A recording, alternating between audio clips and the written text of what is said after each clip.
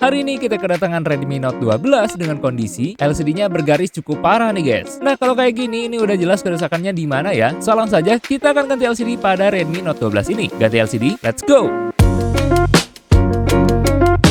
Buka bagian backdoor terbuka dan ini dia bagian dalam dari Redmi Note 12. Karena kita akan mengganti LCD, jadi kita akan lepaskan dulu baut, frame, dan juga cover. Sudah terlepas, kita tes dulu untuk LCD yang baru. Oke, ini dia untuk tampilan LCD-nya, normal dan responsif ya. Karena sudah normal, kita akan lepaskan dulu LCD yang lama. Jangan lupa bersihkan sisa lem di bagian frame-nya. Oke, sudah bersih. Langsung saja kita kasih lem dan kita pasangkan LCD yang baru. Sudah terpasang dengan rapi, kita pasangkan juga soket LCD dan baterai. Dan kita rakit kembali untuk handphonenya. Kita tutup dengan bagian backdoor dan pergantian LCD pada Redmi Note 12 sudah selesai. Terima kasih banyak yang sudah menonton. Jangan lupa untuk like, comment, share ke teman-teman kalian biar yang lain nonton dan jangan lupa untuk subscribe. Aku Willy.